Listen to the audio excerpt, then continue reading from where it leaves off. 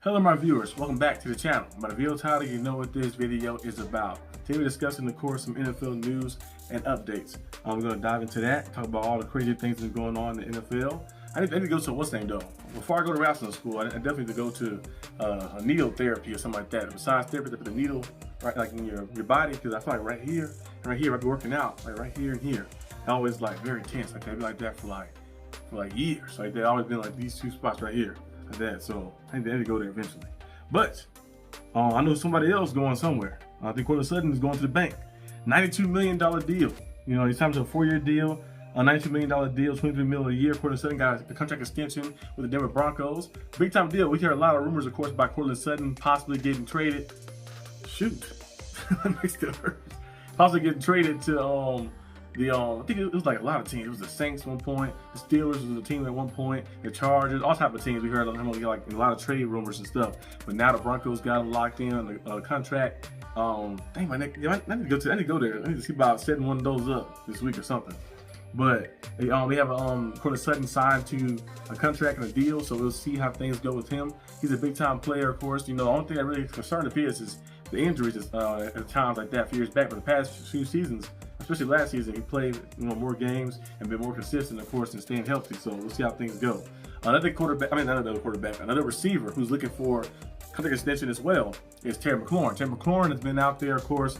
You know, I think he's back at training camp now. They've been out there this past few months, you know, seeking a new contract. Negotiations been in the headlines, of course. And I think his contract talks going to be around, like what Adam Schefter said, but I kind of predicted as well too. We're going to be around that 30 million plus mark. But Adam Schefter said about around the 33 million plus mark, kind of what DK Metcalf did, because they both came out the same, you know, class and stuff. So DK Metcalf stats, when you look at them, in those first 6 years in the league, both of them, DK Metcalf has 438 receptions. Tim McLaurin has 460 receptions. DK Metcalf has 6,324 receiving yards. Tim McLaurin has 3,379 receiving yards. DK Metcalf has 48 touchdowns. Tim McLaurin has 38 touchdowns.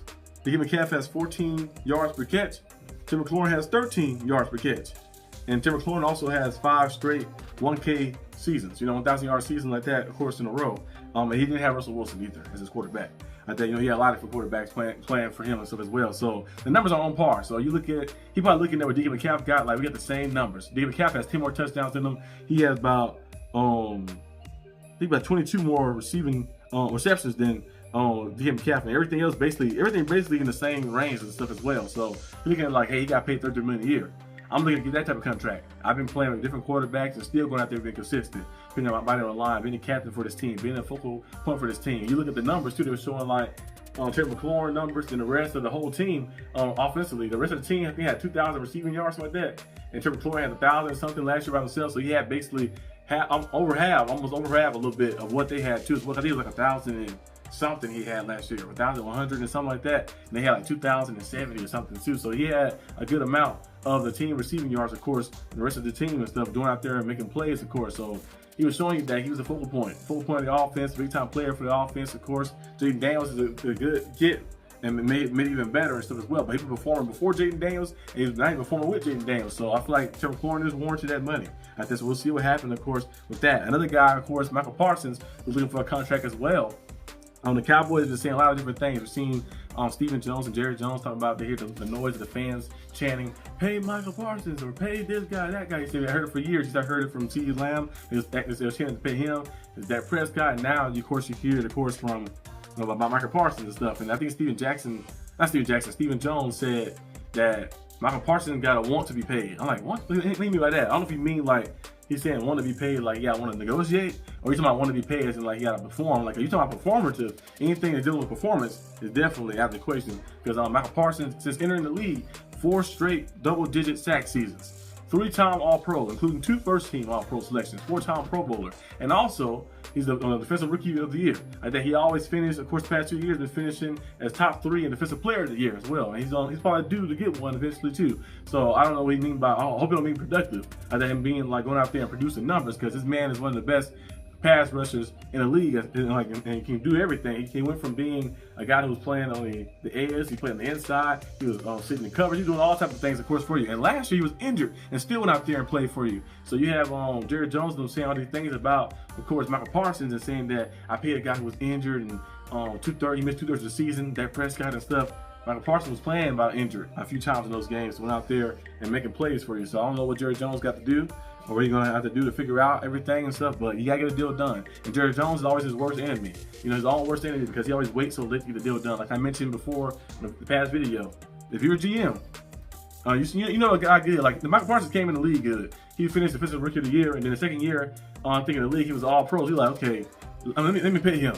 After that year 2 and year 3 about to start, let me pay him during year 3. Or maybe after year 3. Let me pay him around that range like that so I ain't got to worry about that. So I can get, you kind of get a discount a little bit because that means the fourth year of his deal would be guaranteed as well. And if you do the extension with the 5th year option available too, it'd be guaranteed too. So you can get kind of a discount a little bit because he still have guaranteed years left. But since this is his 5th year option and there's really no guarantees left, after this season, I think he want to get all the money he can get, of course. So, which is rightfully so. I think so. We're going to see him possibly getting what TJ Watt got, probably a little bit more. So TJ Watt, I think Myles Garrett got $40 million. TJ Watt got $41 million. I think Michael Parsons might get $42 million a year, like that. And then he probably will get maybe more guaranteed. TJ Watt got $108 million guaranteed. He might get $110 million guaranteed, or maybe more. You never know. But he is younger than those guys, than Myles Garrett and TJ Watt. So we'll see what happens with that. But that's a story for what the Cowboys got to deal with, and that's a job for the Cowboys to fix.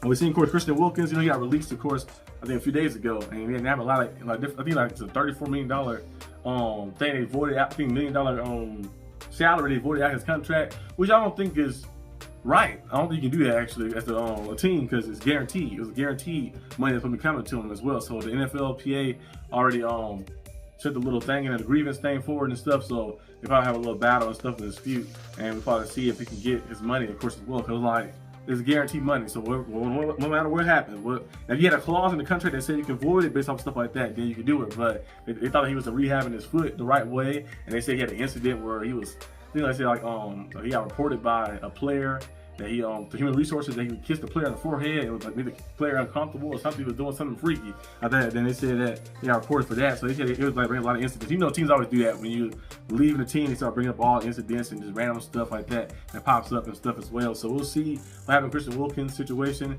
He possibly could definitely get signed to a different team like that. I don't know if he's going back to the Miami Dolphins. I don't know if he's going somewhere else. I don't know what type of contract he's looking for. I know he has some injuries to deal with, so we'll see how he looks before the team signs him. If he's healthy and stuff, but yeah, that's a story that's been going on for a little bit. And also, we're seeing J.J. McCarthy will be starting, I think, against the Texans when they do the preseason game. So they expect him to play one preseason game and then sit out the next 2.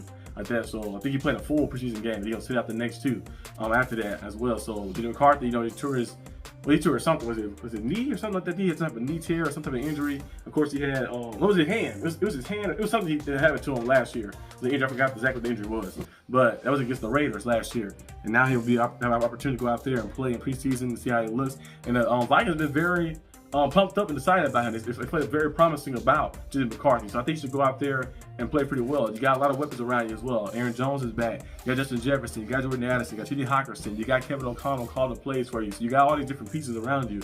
I know it's easier said than done, but when you have weapons like that on your team, you go out there and perform like that. I think the defense they have too is pretty solid as well. I think you should go out there and make a lot of big time plays and go out there and be pretty successful in his first year as a player like that. Be second year in the league, but first year as a player. But that's all I have for today's video. Hope you guys enjoyed this video. Of course, the same stuff is still the same with some of the free agents. We're going to see if some of those guys are getting signed. We've seen some players get injured and banged up in training camp, so it should open more roster spots up for some guys. And some guys like Justin Simmons and like the Keenan Allens and different guys, of course, who are waiting. Those guys are bigger names. They can definitely sign anywhere. I guess they're just waiting for the right moment. So we'll see what goes on. That's all I have for today's video. Hope you guys enjoy it. And I'll see you guys next time on the channel. And I think the first preseason game is on the 30th, right? If I'm not mistaken, I think it's the 30th. I think it's this week, right? 31st? He's on Thursday. It's on Wednesday or Thursday. I think it's Thursday, 31st. So for preseason game, I think it's the Lions and Chargers, if I'm not mistaken. I might live stream that game. I know it's preseason, but it's still, some football like that. I might live stream the game or something. We'll see exactly what happens. But I'm gonna be watching to see some football. I know it's gonna be preseason style Hall of Fame games. It's gonna be a little different, a little wacky, but I'll be watching because it's football. So we'll see what happens. But peace out.